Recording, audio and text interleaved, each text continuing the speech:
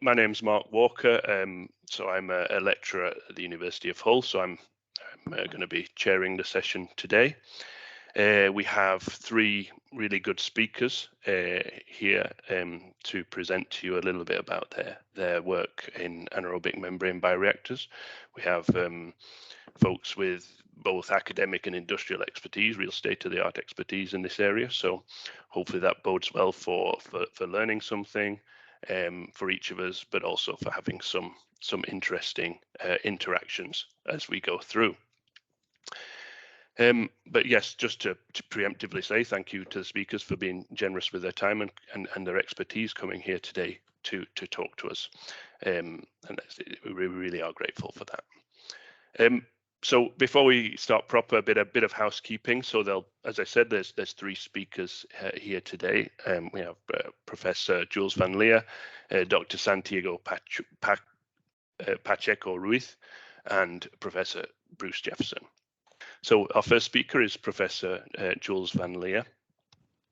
Jules is a professor of wastewater treatment and environmental engineering at the section in sanitary engineering at Delft University of Technology, and also works part-time at the IHE Delft Institute for Water Education. He originally obtained his MSc and PhD from Wageningen University, also in the Netherlands, and has had a prolific research career spanning several decades in anaerobic treatment technologies, co-publishing 300 journal articles and 400 conference publications. His research interests are development of cost-effective technologies for wastewater and water treatment, recovering resources such as water, nutrients, biogas, and elements from waste streams. His research projects are focused on closing water cycles in industries and sewage water recovery for irrigated agriculture. He's going to talk today on anaerobic membrane bioreactors fouling mitigation, potential role of flux enhancers. So it's over to you, Jules. And if everyone else could maybe turn their cameras off at this point, we will give the floor to Jules and he can share his slides.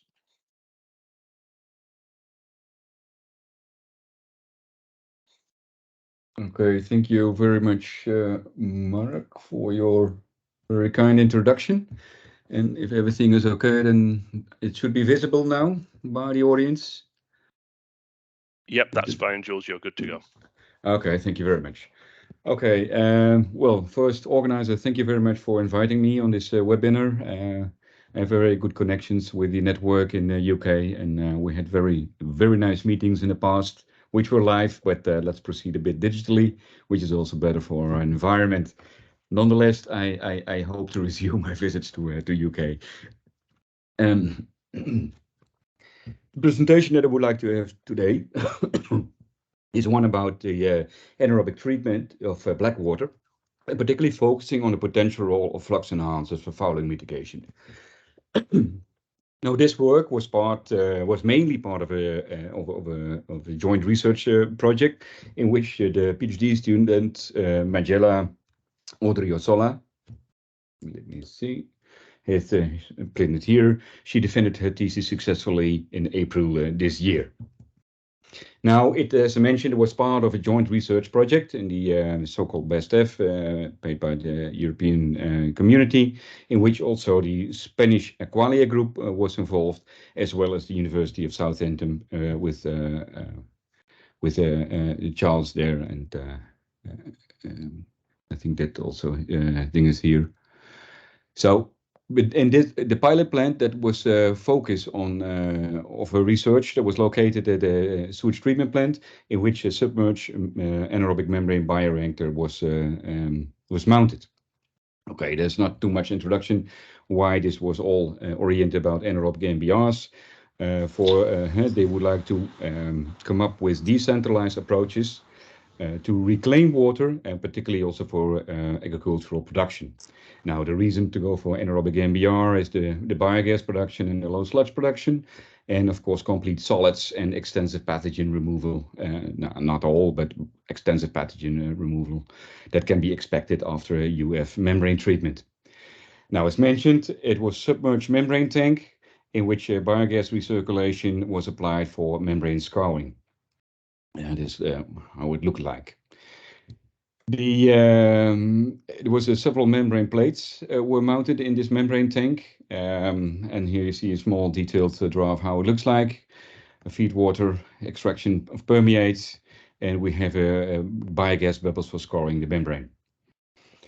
Now, main challenges to research was membrane fouling. That, of course, may lead to higher TMPs, transmembrane pressure, and low operational fluxes. And now maybe we can then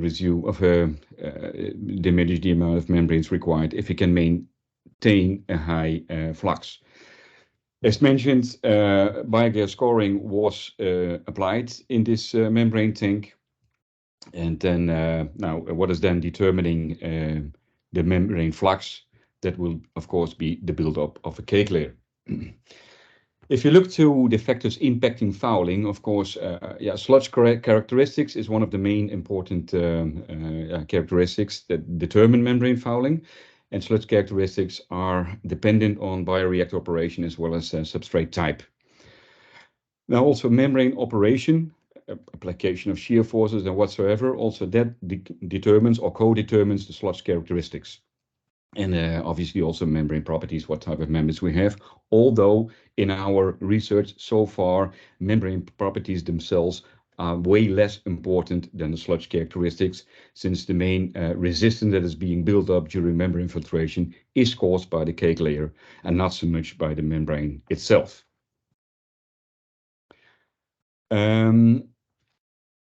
Our interest was to see whether we can manipulate the sludge characteristics and thereby have a more open cake layer for membrane filtration.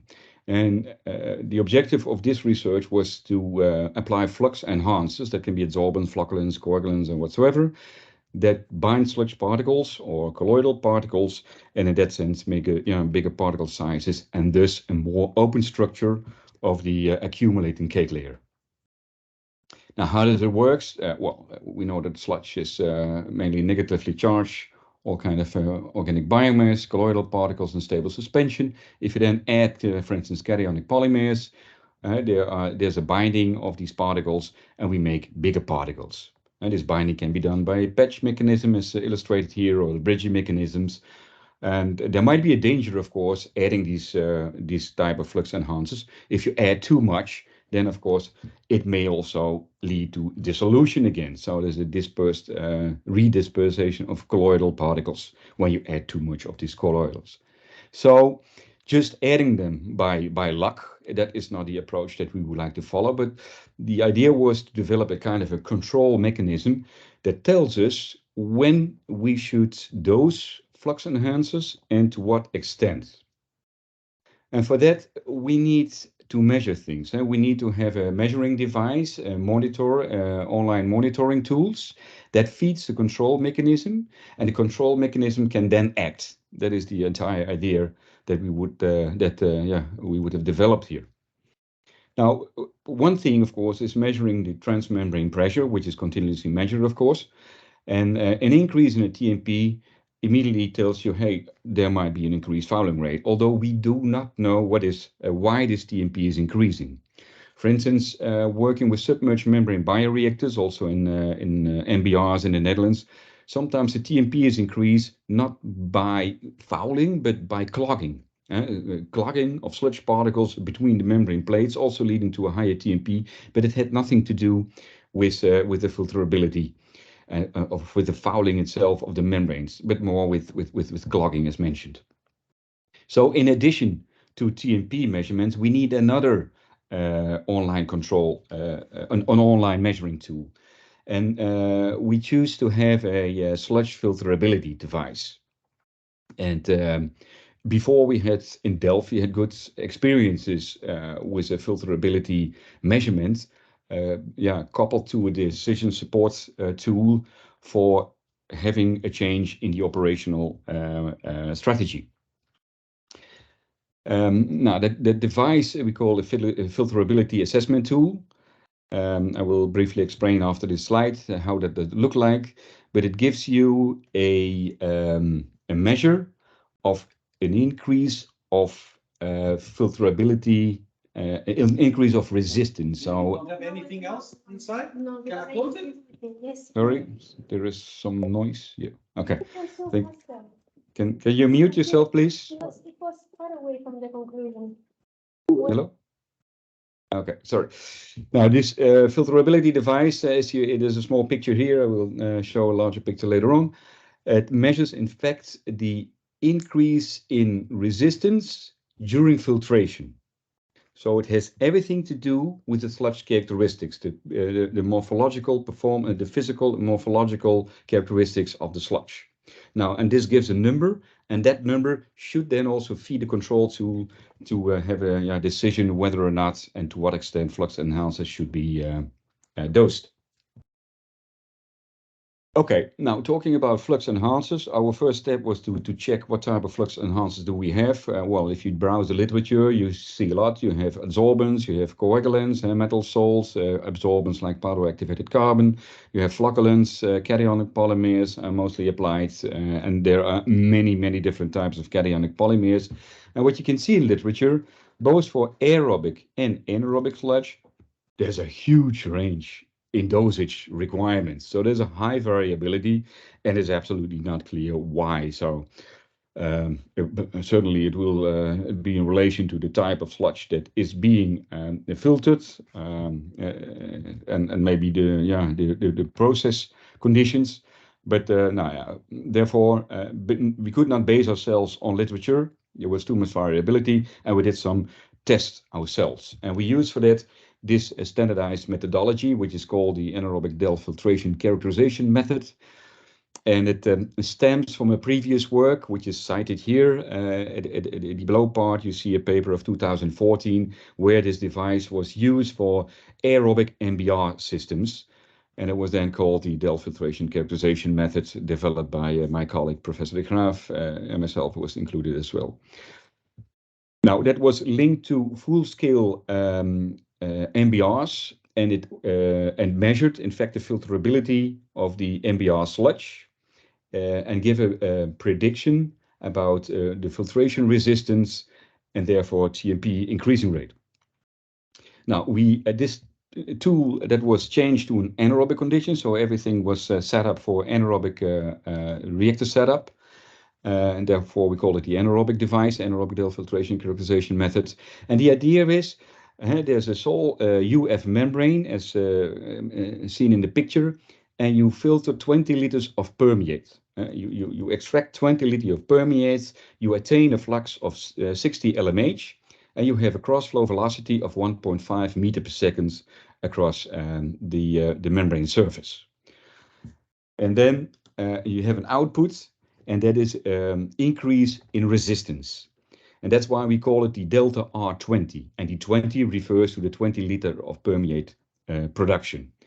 And the resistance will be built up during filtration, and it has a direct relationship with the sludge filterability. Now, if you do then your measurement, left you see the device, and right you see the output. Plotted here is the VS in the liter per square meter, the velocity, and then the delta R20 is on the y-axis. So in this specific measurement, we see a delta R20 of 2.8 times 10 to the 12 per meter. Increase of resistance. Now, this is a kind of a power law function. And what you can also see, the shape of this curve is a little bit, how you call it, round. And that shape will also be in relation to the characteristics of the sludge. And in fact, it is related to the sludge compressibility, as we have found in previous research. If you have a highly compressible sludge, then you have a much more steeper increase of this resistance. Right, so that is the technology that we used. And then we use different sludge samples of a pilot AnMBR treating leachate of organic fraction of municipal solid waste from Spain. We had the black waters from Spain, from the pilot plant. And then we have 3 types of foods waste sludge that all are anaerobic MBRs, full scale and pilot scale, treating these different types of wastes. Characterization of raw sludge samples we did, and afterwards the optimal dosage determination. And we choose the flux enhancer of AdiFlux, and in previous research with various different types of cationic polymers, this AdiFlux had the best performance. So we decided to stick to this AdiFlux. And now, okay, so we applied dosage step test further in the research. And as mentioned, these black water, source separated black water sludge samples, they came from Spain. Now, what were the results? This is the stepwise flux enhancer dosage, and you see the impact of the increased doses of flux enhancers, and in this case, the soluble COD concentration of the reactor broth. Now, you see there's a positive impact. If you add more polymers, then of course you have less soluble COD, unless there's a inclination point, and after that point, there's an increase of soluble COD again, so a redispersion of the sludge, as predicted. But you then, the next one is the CST, capillary suction time. You see also quite big variations. On the top part of this graph, you see the leachate of the organic fraction of municipal solid waste. There was very strange sludge. It was poorly filterable, and it was also difficult to make particles with the sludge with these flux enhancers. Now, then we see the particle size distribution with the 50 micrometer average. And you see there's an increase with the increase of a dosage. There's also increase of the particle size. And also, again, you see that this leachate sludge requires much more of these polymers than the other sludges. And finally, the colloidal COD, same story. There's a drop in the colloidal COD unless this inclination point, and then the colloidal COD is coming up again. Now, we measure also the delta R20, so the sludge filterability that you see on the right in this graph. The sludge filterability is positively correlated with a decrease in delta R20. A high delta R20 means poor filterability, and a low delta R20 means a high filterability. Now, obviously, if you look to the dosage, increased doses of polymers, and the filterability improves, so the delta R20 drops. Unless there's there's an inclination point after which there's an increase again. Now you can also express this, and it is a bit maybe more clear, a drop in the delta R20, so the delta R20 decrease, which means filterability improvement. And then you can compare all these sludges, as you can see here, all these different types of sludges. Well, there's obviously when you start increasing, you have a rapid increase in filterability improvement, and then there's a indifferent zone, and after that zone there's a decline again of the filterability improvement, and that fits with the theory that we have with this. Now first is a bridge, and then there's a redispersion again. And indeed, high dosages had a detrimental effect on the filterability, as seen here. Now, for practical reasons, because we need to know what is now the optimal dosage. That means that you have to make a choice there, and to have the kind of inflection point you have to calculate, and that is where the two rates are crossing each other, and that was denominated as the optimal dosage. There's a rate of rapid increase that is getting in touch with the line where is with the indifferent zone, and on exactly that point, that was denominated the optimal dose. Now, for us, it was the optimal dosage of the black water sludge, 0.02, 0.03. So very low concentrations of flux enhancers are required to have this optimal dose. However, for this leachate sludge, the optimal dose was much higher, 1.16 grams, and the other one was 0.02 grams. So large differences, high variability in optimal dose.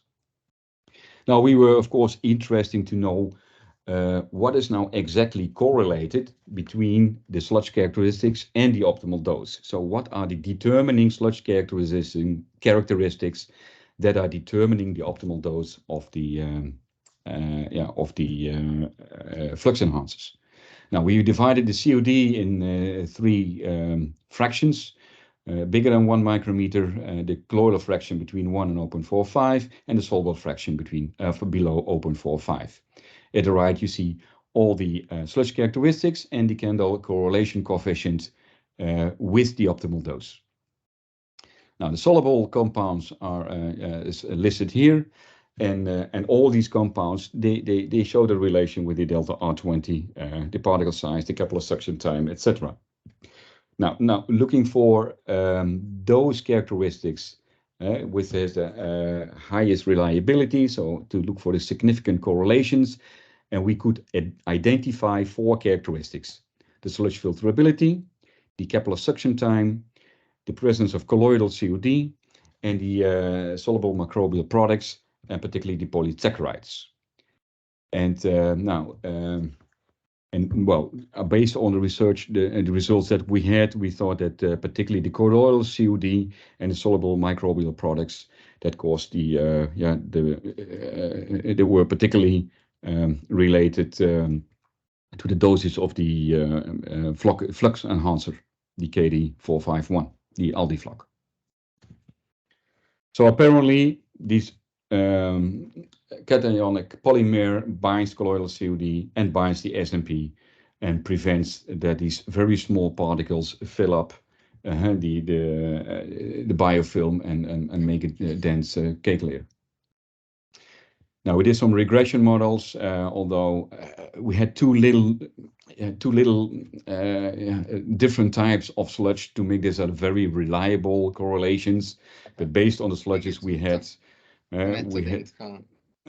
a exponential correlation with the filterability, the optimal dose, and we have a kind of a linear correlation with capillary suction time, colloidal COD, and polysaccharides. But as I have to mention, these are limited numbers of sludges, so this needs to be verified in future.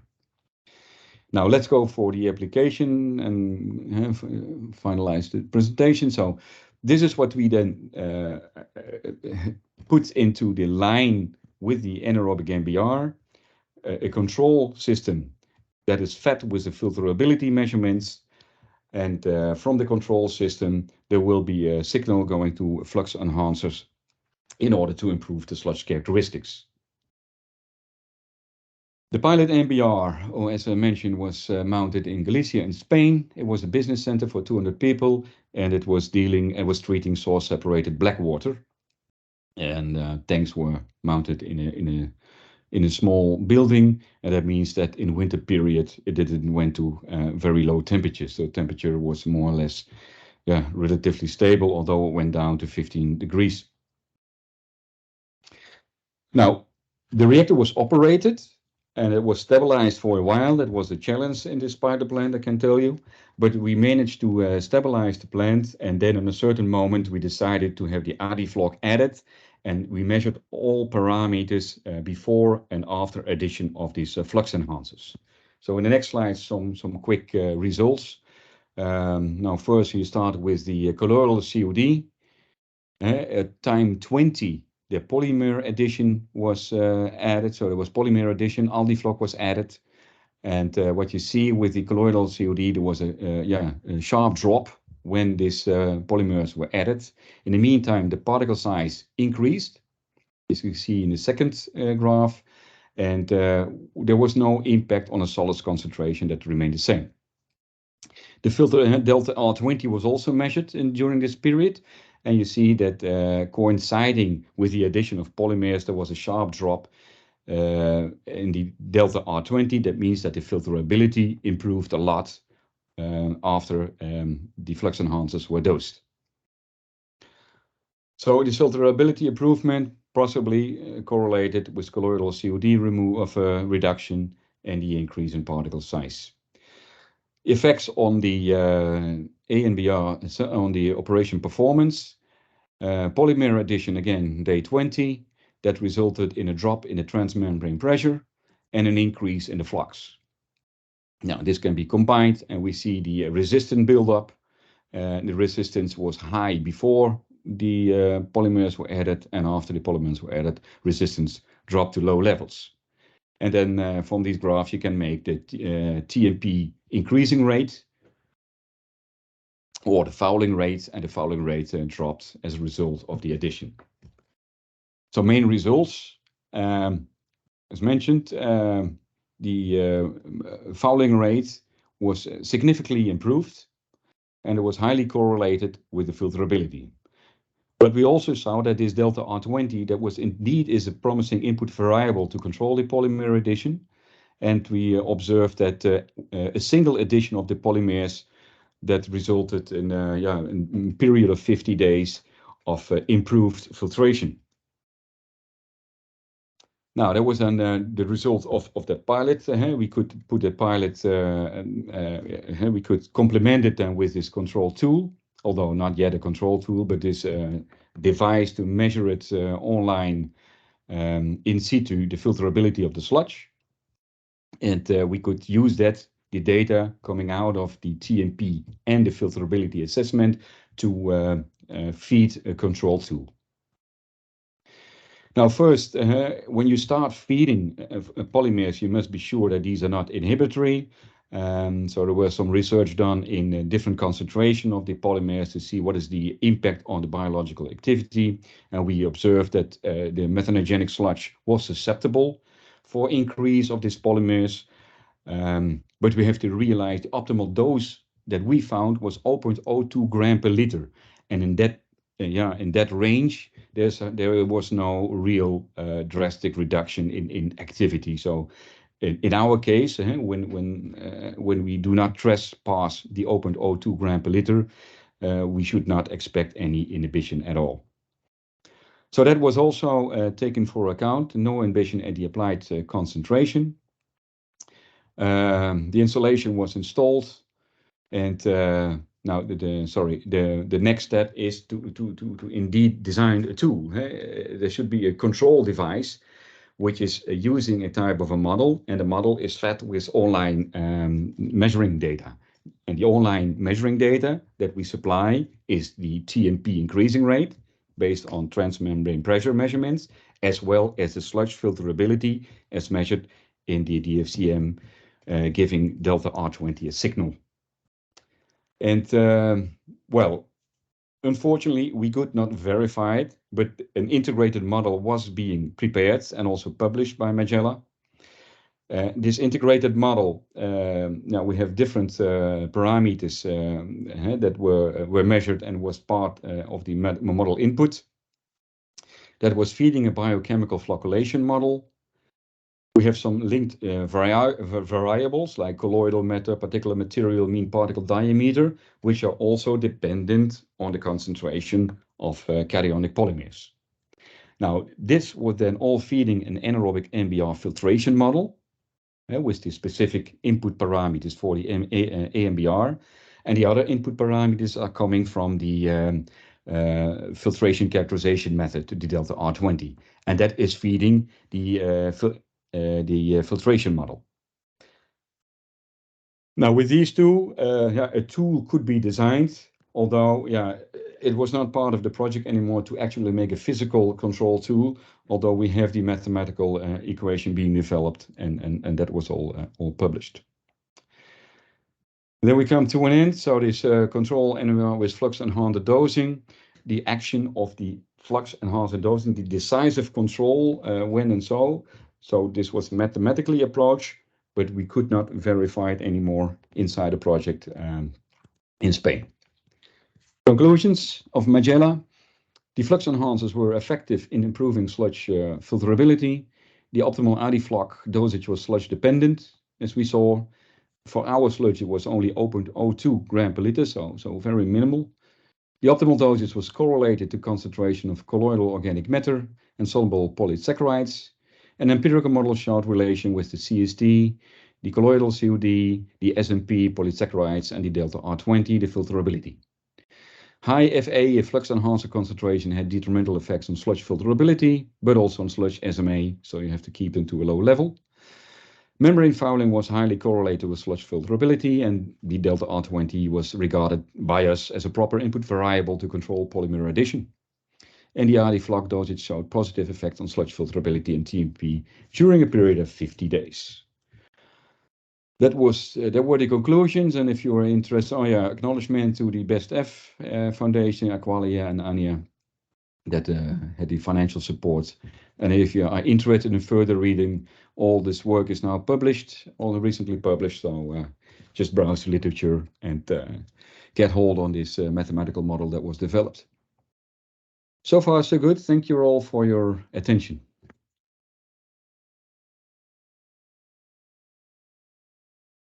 Okay, thank you very much, Jules, for a nice talk. A couple of questions in the chat. I'll just there's only a couple, but everyone please do ask more questions. Now's your chance to ask Jules a question about his presentation. So I'll just start from the top here. So one question, I don't know if you can read it. I'll read it out for everyone's benefit, Jules. This is a question from Sonia Heaven. So apart from the CST, has anyone compared the Delft filtration method with other dewaterability parameters or methods? And Sonia suggests, for example, the frozen image centrifugation. This may be something you know about, Jules. She also suggests that maybe the other speakers may know the answer to this question, but Jules, any comment there? Yeah, in fact, this methodology was not so much compared in the anaerobic AnMBR with other methods, but it was compared with all the filtration characterization methods for aerobic AnMBRs, and that you can find in that paper that I showed from 2014. And there's a number of 4 or 5 different filterability measurements with pros and cons. Some can be online, some have to be offline, some are in situ, other ex situ. But a comparison is made in that paper. And if I distribute the slides, you can have a look to that paper. Okay, thank you. Another question which Bruce has given an answer to. But anyway, see if, Jules, you have any further comment on that. Wouldn't you expect there to be a trade-off between filterability and overall microbial activity from being trapped in lumps rather than free to exchange gas food? So I guess that, yeah, do you have any comment to make on that, Jules? Yeah, we saw the highest correlation with the colloidal matter and the SMP, and the concentration that is fed to the reactor is also very low concentration.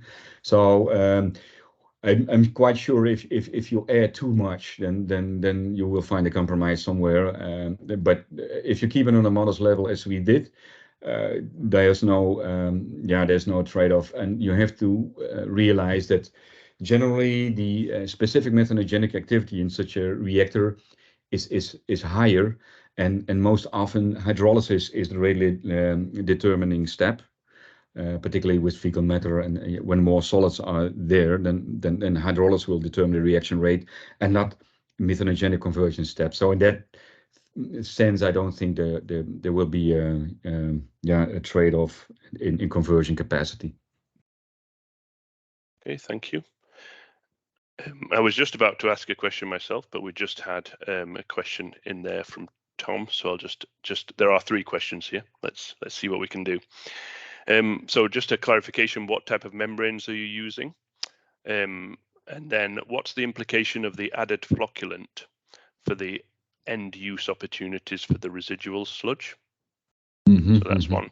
And then did you explore trade-off between manipulation of the gassing rate and flocculant dosing? So I guess I was thinking of something along the same lines, how the trade-off between the different fouling amelioration options, how they trade off against one another. Yeah, very good questions. Let me see. There's always 3 questions, and I have to remember the first one. What type of membranes? So there were flat sheet membranes. You have membranes. I'm not so sure who was the supplier. I can check that, Tom, and come back to you. I have to check which were the suppliers. But the installation was installed by Aqualia, so we also didn't have a say in that at all. So we just had to take that installation, and they offered us their pilot, and we happily took that. But I have to check with Antonio with Aqualia, what type of membranes these were. Then the second one, the end use of the residual sludge. Well, that is also a nice question. This eddy flux is also used for sewage sludge dewatering. So I presume you will also find it in excess sewage sludge from larger installations. In Spain, it was they were particularly interested in the nutrient-rich permeate to be reused rather than the sludge itself. Nonetheless, I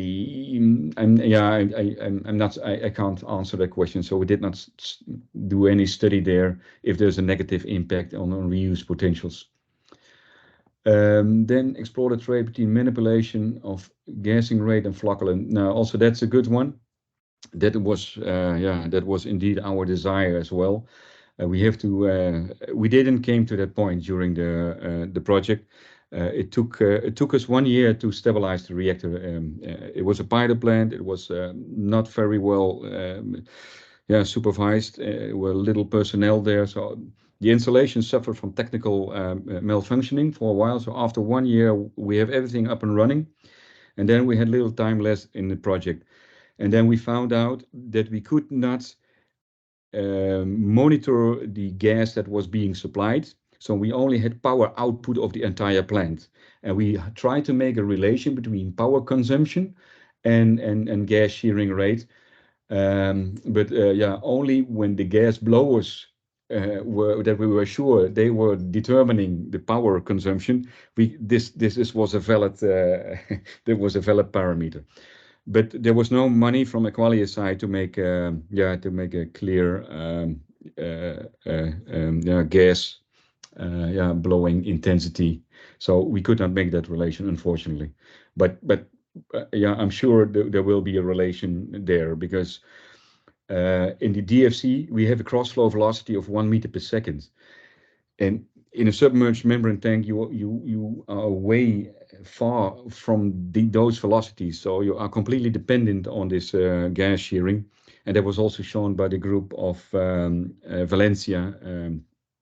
Sonja Heaven also knows these people in how to call, from the University of Valencia. And they and the papers of Angel, he showed these correlations between gas shear rates and filterability, although they did not use any polymers to improve that. So good questions, but I'm afraid no clear answers. Perhaps I could ask one. So the I think just initial clarification. So when you showed data from the Flux Enhanced edition in the pilot plant, that was at the optimal dose or a single pulsed dose? I didn't catch that. Was it maintained at the optimal dose? No, that is a very good one, because in that paper we describe what our vision is on how you should dose. That was a single pulse dose.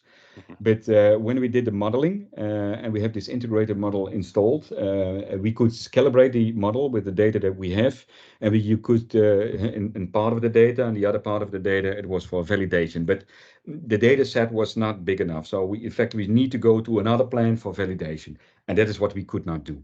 But we found out that if you have a pulse dose, it is less effective than a very low dose. It's more on a continuous level. It was much more effective, because then you can maintain a very low concentration, and you simply bind the colloidal matter much more effectively. And if you have a pulse dose, then you also lose some material in the permeate, and there's not an instant mixing maybe. So that was one of the typical things that came out of this integrated model. To have a more or less a continuous dose rather than a pulse dose. But indeed, these graphs that I showed, that was a pulse dose. Okay, just one more perhaps before we move on from the audience. So Manthos Sotos What were the MLSS concentration? Can we have granulation and membranes, and is there any benefit? Yeah, well, as mentioned, was black water treatment with quite a high load of fecal matter. There was no grey water connected, only toilet water was there. And under such conditions, you can never expect any granulation of biofilms whatsoever. Moreover, if you work with a membrane, there is also no selection pressure for granulation. If you inoculate a membrane bioreactor with granular sludge, it will end up in dispersed material after all, because you take away the selection pressure criterion for granulation. But in this case, membranes, there were two reasons for these membranes. One reason was to have a solids-free effluent, so then they can distribute it later on for irrigation purposes. That was their wish. And also to have a high degree of pathogen removal. That was their their main objectives. And the reason for the anaerobics was simply to have low sludge production and less energy and biogas production. That was the reason.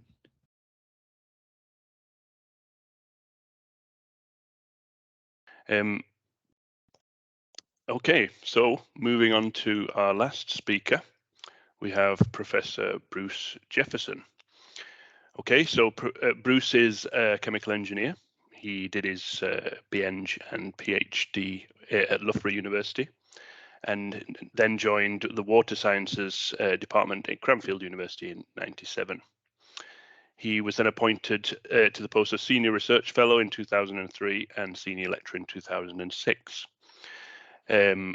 He currently holds a visiting post at RMIT in Australia, University of South Wales, also in Australia, and his research interests involve understanding how the underlying process pathways can be better managed to deliver a paradigm shift in how we apply technology for sewage treatment and drinking water production. His current activities involve work on resource recovery, anaerobic sludge treatment, low energy wastewater processes for nutrient removal, algae and micropollutant control in catchments and treatment, and advanced oxidation processes. Bruce's talk is the cold hard truth about using anaerobic membrane bioreactors for municipal solid waste treatment. So over to you, Bruce. Thank you very much. A small correction. This isn't about sludge treatment. This is about main flow sewage treatment. So I'm going to take quite a different tack to the previous two speakers, and actually talk about how we could use this for the applications that everyone tells you anaerobic processes are no good at, working in the cold and working on dilute feeds. So just a bit of background.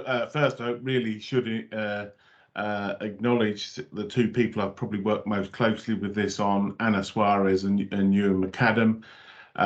For this talk, I looked up when I first started on anaerobic MBRs, and that was 20 years ago. So this has been quite a journey. We've done the majority of our work on developing an anaerobic MBR for municipal wastewater treatment through work with the UK water companies. That's involved ultimately some demonstration style plants, a small one at Yorkshire, and then in more recent times, and I'll show you at the end, a large scale demo at Severn Trent. And we're currently working with Melbourne Water with our partners at RMIT, hence my connection there, about developing an alternative flow sheet, but very similar one for use out there.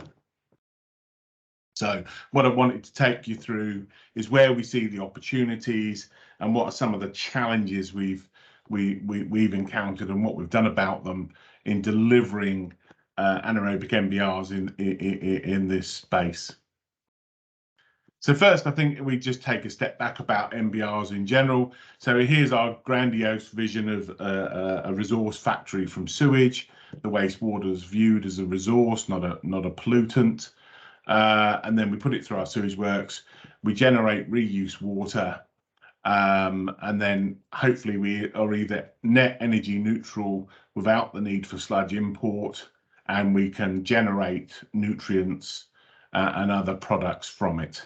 So we want it to be energy neutral, chemical free, and produced recyclable water. And traditional aerobic MBRs really enable the first of those, the reusable water.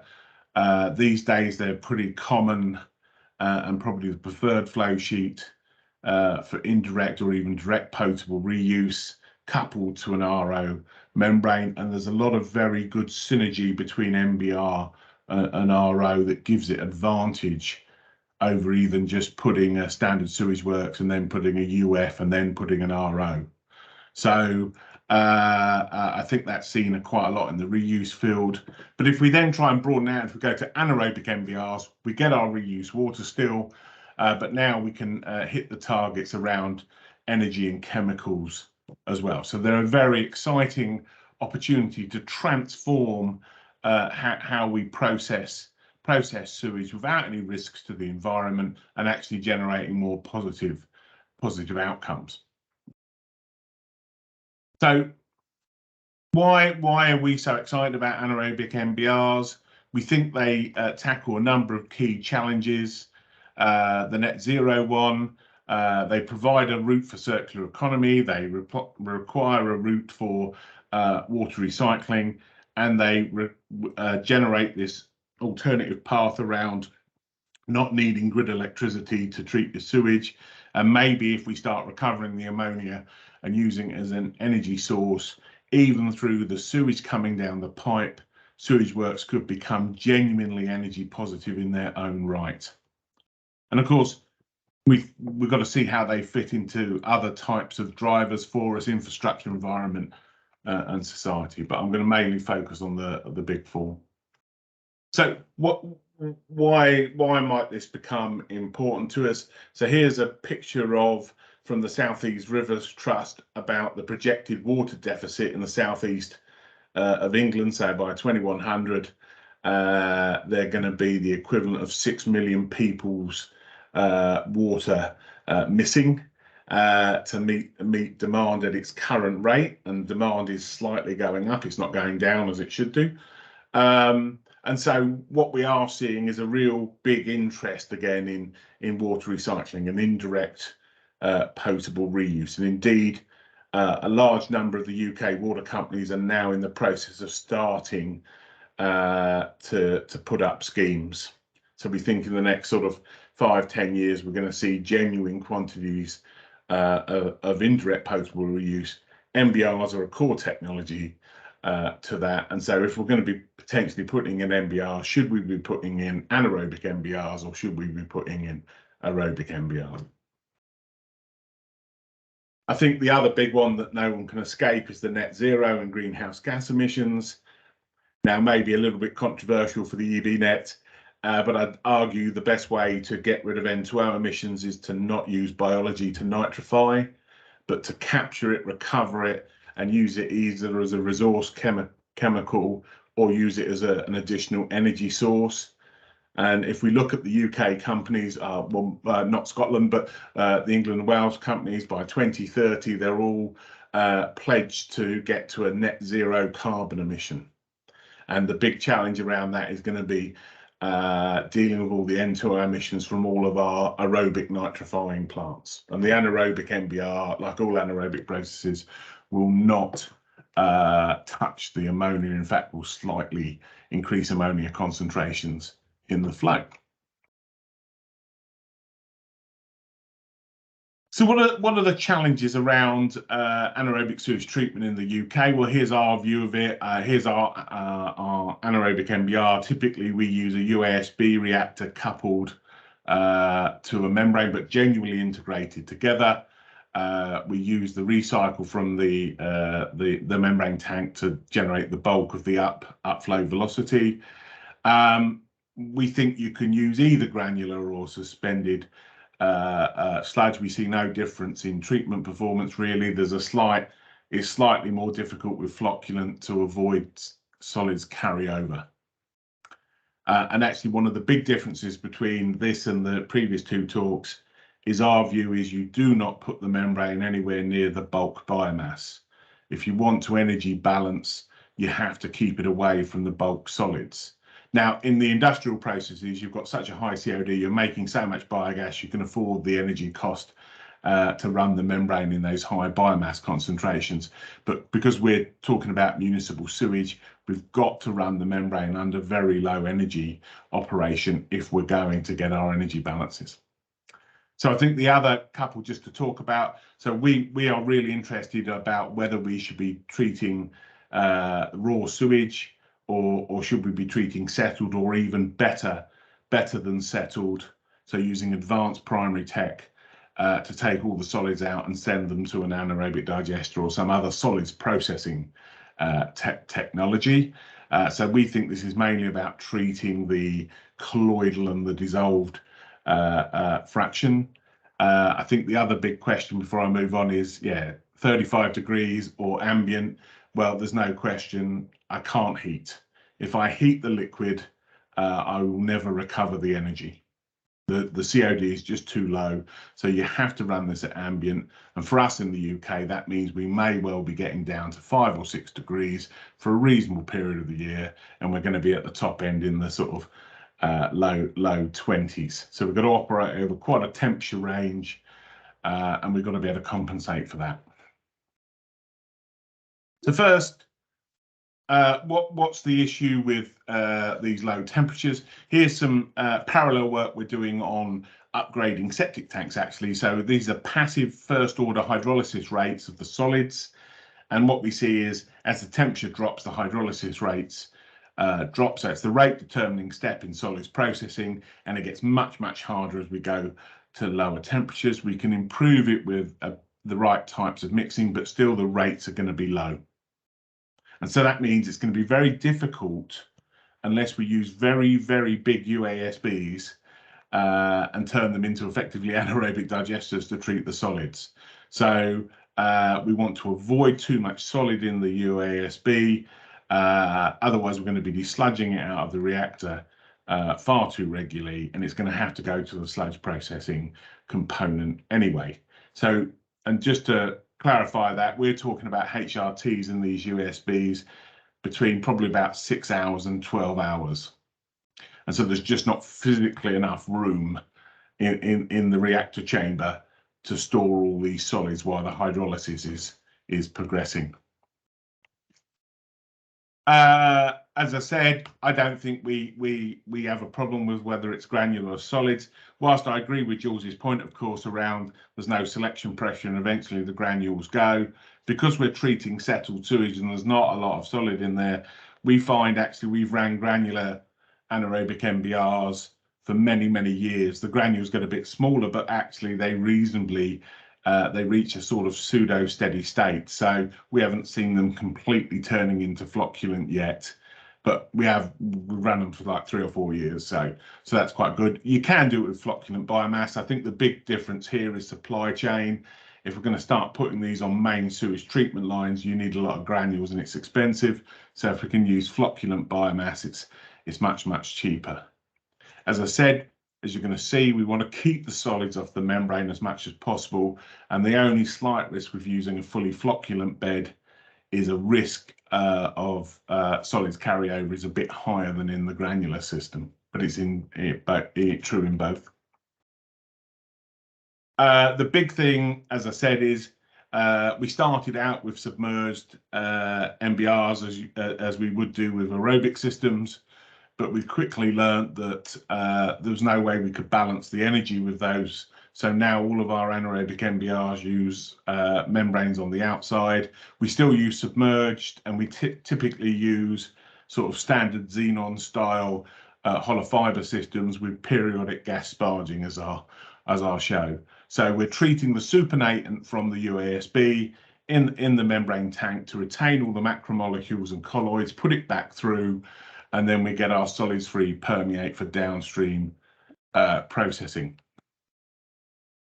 So how do we think you need to sparge? So obviously in a lot of these systems, if they're gas sparging, they continually gas sparge if they've got the biomass audit going on to the membrane. As soon as we go to treating just the supernatants, we can go to intermittent gas sparging.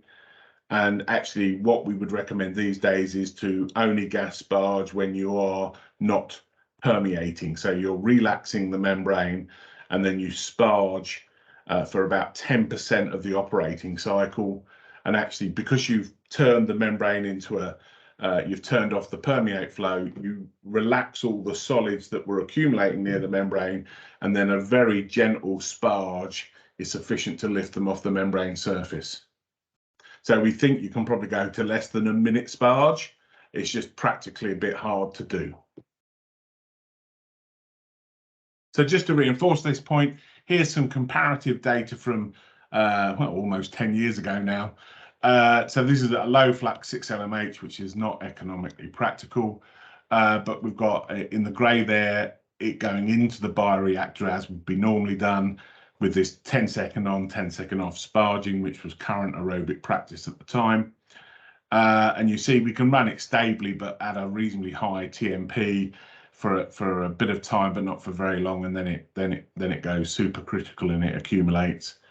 If we go to these low solid versions that I showed you, we can sparge for 10% of the time and we get flat sustainable fluxes. But that's at 6 LMH. This was with continuous permeation. So this was the middle of those sparging lines. If we then go to doing it during relaxation, which maximizes the energy efficiency of the gas bubble, actually we can get up, we think, to about, well, in here on this graph we're showing you 13.5 LMH, where we can be we're confident we can do it in an energy neutral way, but we think we can get up to about 15 LMH. So that would be 15 LMH, and as I'll talk in a minute, we mean at average flow. So we think that's quite good. We don't think you're ever going to be able to get past 20 would be the absolute upper limit, because then you're just going too far past the critical flux and you're then putting too much solid flux onto the membrane, and you're more or less running it as you would do if you put it in the main bioreactor. So how do we deal then with flow variation? We think you should spec your membranes for average flow to keep the cost down. And what you can do is, because we're sparging so little in normal operation, we've got the ability to turn it up when we want. So I should, so this was again, if we use 6 LMH, we got no fouling whatsoever. And then you see on the top graph there, if we turn it up to 12 LMH or we turn it up to 18 LMH, how the TMP goes up.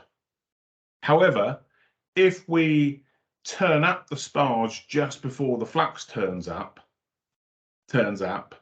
we can minimize the increase in those TMP climbs. And so effectively we can manage turn up and turn down of the membrane in these anaerobic systems, which has previously been proven for aerobic systems. But we can do it here quite sensibly, quite low energy demand even to turn up. So for the period of a peak flow, you can still have designed the membrane at average flow, and save a lot of money, because the alternative is to design for peak flow, and then it puts a very big capital burden on the membrane plant. This is just another illustration of that. Here we doubled the flux from, in this case, I think it was 8 to 16. And you can see if we change the sparging rate, and we ended up having to sparge for 50% of the cycle time, permeating constantly again, but we could run stably for 100 hours. And let's be honest, no, elevated flows tend to last more than 100 hours.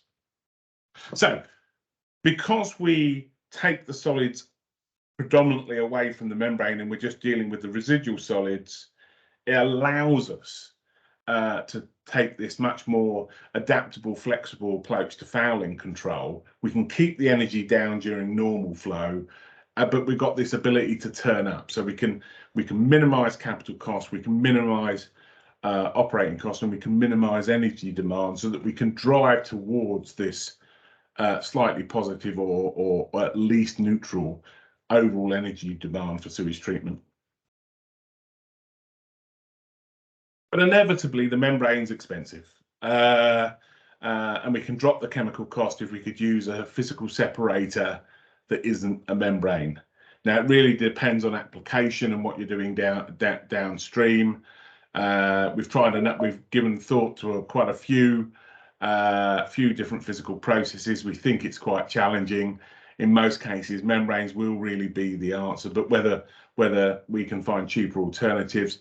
The one that we've given most consideration of is to use pile cloth media filters, maybe a couple in series. And if we do that, we think we can get to pretty low solids, not zero solids. We won't get the same level of disinfection either, of course, but it may be suitable for the downstream plant. And then actually the capex is going to be maybe a third of the anaerobic MBR, and the energy will be a third of the anaerobic MBR. So we really can transform the overall energy balance. The issue with the cloth filters, of course, they need to be gas tight, so we got they have to be developed. There's not a commercial product on the market currently that could replace the membrane, but I think it's a future development that will be really quite interesting to broaden the applicability of the technology as we go along. So I think our next challenge is, and it's one we talk about quite a lot, as we drop the temperature, the solubility of methane goes up, as it does for all gases, and as a consequence of that, under these ambient temperatures, the majority of the gas you form in the anaerobic MBR is dissolved. So as you see, we put there between 0.5% and 88% of the methane that generates in a lot of these plants is in the liquid phase. So you've got to be able to degas it. It's still an area for development. You can use a gas liquid membrane contactors. You can use vacuum chambers. There's a number of pieces of kit on the market, but it still is an area that needs further development to be fully robust, I would say. Now, I love sharing this image. So this is about biogas cleanup. It's a gas liquid membrane.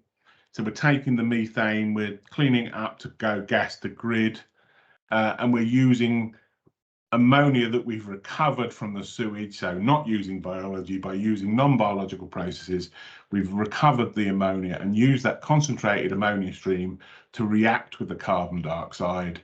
And here you can see an ammonium bicarbonate crystal forming on the surface of the membrane. It's a bit gratuitous. I just really like the picture, so I've added it in, although it does add some really interesting economics. So you can it pays for itself for the gas to grid, it pays for itself for not trying to process the ammonia, and you get a recovered product at the same time. And this is work that's ongoing, that Ewan's leading and is ongoing, and I think it's got great potential. We talked a bit before in the previous talk about the link to reuse and going straight to RO. We also think that's a really sensible plan, and there is a bit of evidence around anaerobic MBRs may actually be more suitable for post-RO treatment than aerobic processes. There may be some benefits. Here we've looked at disinfection byproducts that could form. So if we're going to direct potable reuse or even indirect potable reuse, whilst there would be some further treatment, we looked at the precursors and what type of disinfection byproducts that would form, and we looked at both existing ones, the THMs, and all of the emerging species, the HEAs and so forth. And so what we find actually is that the anaerobic MBR, the residual organics that come off that, have a much lower reactivity to chlorine and form substantially lower DPBs than would occur with traditional aerobic processes. So that potentially can be a really big benefit, and under current legislation would be an absolute gold, because we're currently only legislated on THMs. So we see this as one of the big areas going forward, and as we say, if we're going to be putting in a load of reuse plants, potentially why don't we use anaerobic processes? I think the other area where a lot of good quality water is going to be needed, so MBR RO, is in feeding electrolyzers for hydrogen production, and that's some work we're currently doing with a number of the companies. So there's two applications where AnMBR will be really useful, and it's whether it should be an aerobic or an anaerobic one.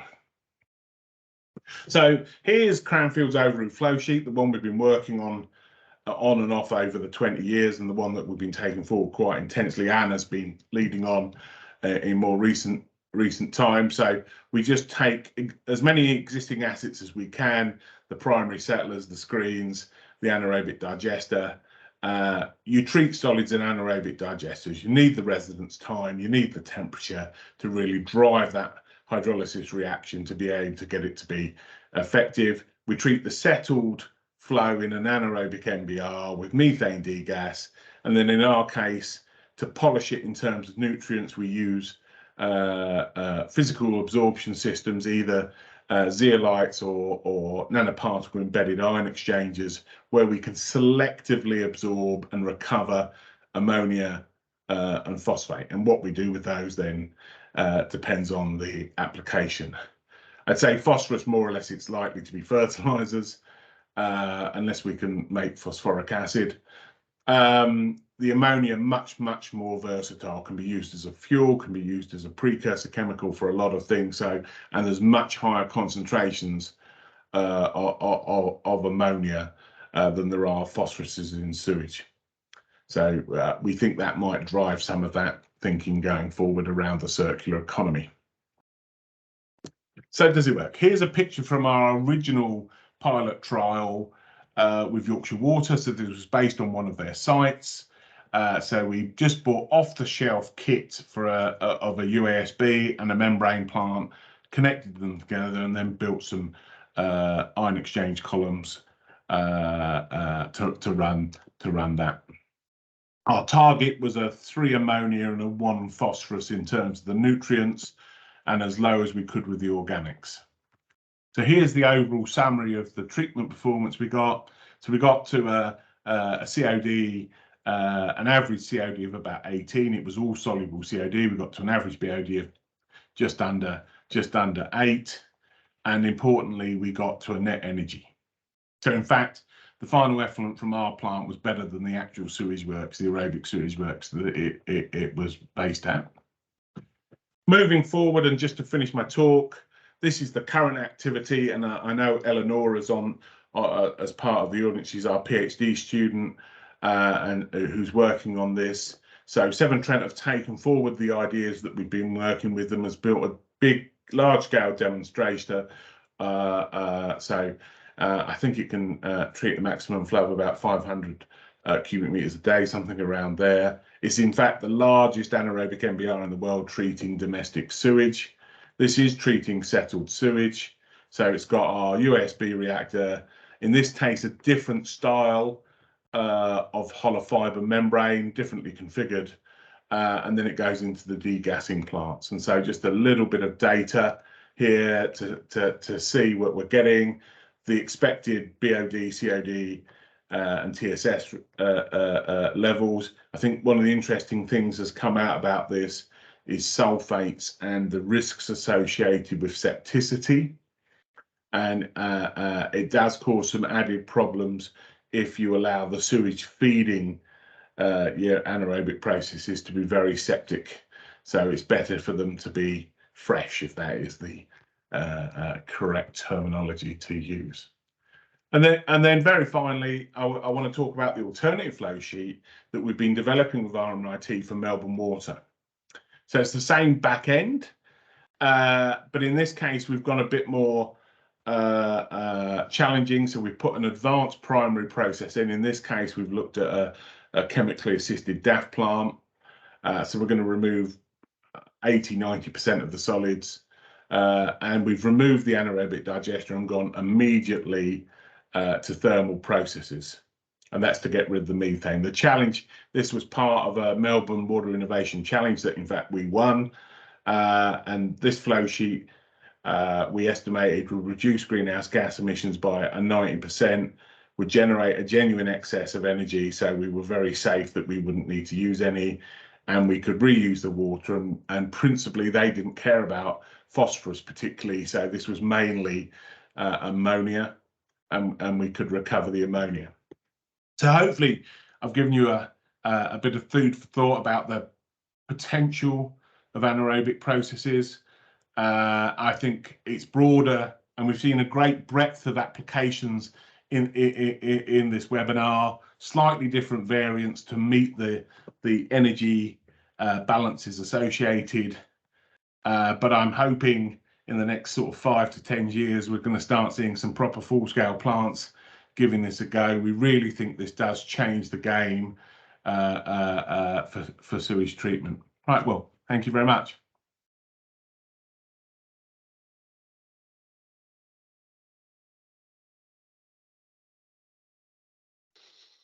Thanks, Bruce. Really interesting stuff. So a few questions in the chat, which I'll probably just take them all, to be honest. So the first one from Jules. So he asks, high sludge, and in high sludge applications, cake formation determines membrane resistance. What, if you've studied it, is the exact nature of fouling in your low sludge anaerobic membrane reactor? So what's the mechanism for pore blocking? Yeah, so effectively, it's still about pore blocking through sludge accumulation on there. It's just the rate with that's occur can be controlled if we keep to this low solids and the fluxing. So if we go out of that, or we let the solids going on there, we will get the same type of fouling that you were talking about, and it's much harder to deal with. So the rest of that is about carbohydrate biopolymer clustering, and actually we've been trying to tweak with how we can ensure that the soluble organics biopolymer cluster through chemical addition. There's some side work that Ewan's been looking at, but actually what we think is, as long as we keep the solids low enough and we sparge occasionally, we can keep it to just a bit of gentle organic fouling. And I should say, in our trials at Yorkshire, we ran those for 18 months. We didn't chemically clean the membrane once. Hopefully that answers the question. Mm-hmm. There's a question from Sonia about falling between BBSRC and EPSRC as funders. I don't know if you have a comment on that. Obviously, this work spans biology and clearly engineering as well. I don't know if there's a comment there or something to be made. Probably it's just a nod and a sigh. But oh no, I think, look, I think, well, we welcome the onset of UKRI having a central pot of funding, and they're meant to be embracing interdisciplinary thinking. And I think we are ready. We're keen. We're good to go, and we want to bring a load of you with us. But we've got to stop these silos in EPSRC and BBSRC. They get very snobby. And the only way forward is actually to accept that there are different ways of thinking about it and embrace those differences to get new solutions. So yeah, I think that's what we tell when we see any of the councils. I wish you all to do the same. That would be fantastic. But of course, yeah, I think we have to. No, very positive answer. Yeah, good. Just a couple more. So again from Jules. In his experience in Netherlands, when RO is applied to drinking water from anaerobic groundwater, keeping the water anaerobic leads to less biofouling in the RO membranes. I guess the question is that something you're looking into, or in your experience? Yeah, no, it is. We've done it. We've started to do some work on that. Yeah, we think it's very important to keep it anaerobic going on to the RO. That's where you're going to get the benefits. So you're trying to just avoid those large molecular weight molecules going onto the RO, because that's what really causes the energy problems on RO. But we've then got to balance that, as we heard with biomethane, around the inorganic scaling concerns that exist in all RO systems, let's be honest. But I think it's a bit premature to understand some of those in these very dilute cases, and that's where the focus of our work is drifting in some of the applications. I think as soon as the reuse gets more momentum and maybe the feed for the electrolyzers, then suddenly it's going to become the top question personally. Okay, thank you. So, I mean, we've got what, about 7 or 8 minutes left of the webinar before people are probably going to have to start heading off. I wonder if there are any kind of general discussion points. I mean, there are definitely some questions here which are more general, which we might bring all the speakers to kind of give comment on. I really liked your comment, Bruce, about no nitrification. Let's value ammonia and what we can do with it. And I don't know if that's something we could start on, because I mean, personally, I agree.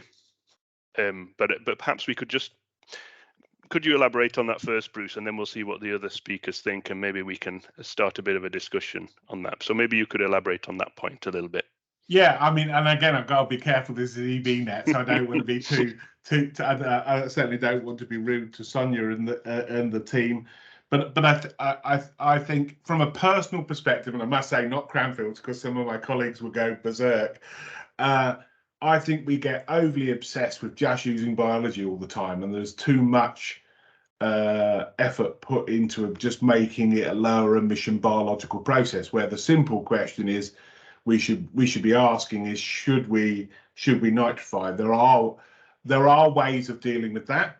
I think in dilute flows you've got to use partitioning processes. You've got to use either absorption or ion exchange processes because it's too dilute to directly recover. Once you get it into the hundreds, then you can just thermally strip it, and then you've got a pure stream of ammonia, more or less, a high concentration, purish stream of ammonia that you can do lots and lots of wonderful things with. So I think that the need is in that bit, and that's why we've been doing the work on zeolites, but I think you can do it with ion exchanges and a number of other physical processes that can allow you to take dilute ammonia streams up to about 30 milligrams per litre and turn them up to maybe 1,000 milligrams of ammonia, and then suddenly the circular economy, the recovery is exciting. No one's recovering ammonia directly really from dilute streams unless they use algae as the accumulating organism. No, thank you, Bruce, and noting Sonia's comment, EBNet is not necessarily anti-nitrification, denitrification. I kind of thought that, but I'm glad that Sonia put that in chat. Any comment from the other? I guess Santi's gone, but Jules, any comment on ammonia? You have my comments. So ammonia is indeed heavily studied in the Netherlands, and that is a typical Dutch problem because we have a big problem with ammonium accumulation in our country, which paralyzes our economy at this moment. Ammonium recovery is all about price and the market value of ammonia. So I saw on Bruce's scheme of ammonium sulfate recovery. In the Netherlands, sulfuric acid is more expensive than ammonium sulfate. So that's now way out for ammonium, at least here, because we are super saturated with ammonia. At this moment, we are working itself also with electrochemical recovery of ammonia. And then, for 40-50 milligrams per liter, you first need an increase in concentration, so in up concentration. But from reject water, yes, we are now constructing a pilot. We have an electrochemical recovery of ammonia. We use ammonia as a fuel in the solid oxide fuel cell. That's one outlet. And the other outlet is making ammonium hydroxide because that has a higher market value than ammonium sulfate. That is now under research and pilot level applications, and we are cooperating with sewage treatment plants to have it implemented in line with digester reject water.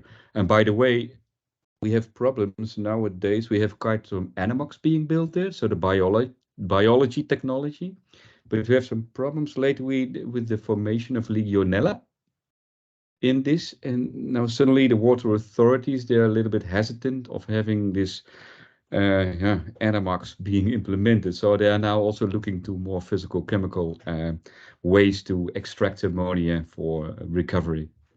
So if I just add, Jules, yeah, we show it on a flow sheet as a fertilizer, but that's just for ease in our pilot trials.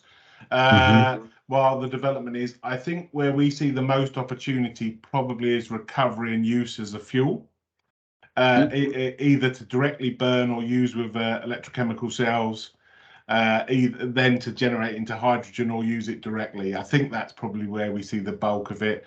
And in the longer term, maybe down the sort of protein production, that's been tarted about for a while. But eventually, we're going to need the food, I think. So, but yeah, I think we think it's about concentrating it up, and then, frankly, I want to concentrate it up and then hand it over to the other people that are doing the bigger resource recovery stuff, and they can do what they want with it.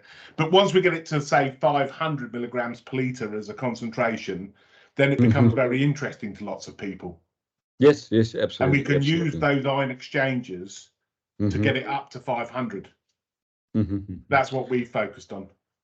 And maybe interesting to comment for your group as well that we have now one sewage treatment plant which is completely constructed of chemical, physical chemical treatment, no biology at all anymore, only digester. Still the digester. Okay. Well, this conversation could go on. In honesty, we have more questions in the chat, and I'm ashamed to say that now we're 1 minute before the end. So I probably am going to have to call time. I'd just like to say thank you to the speakers again.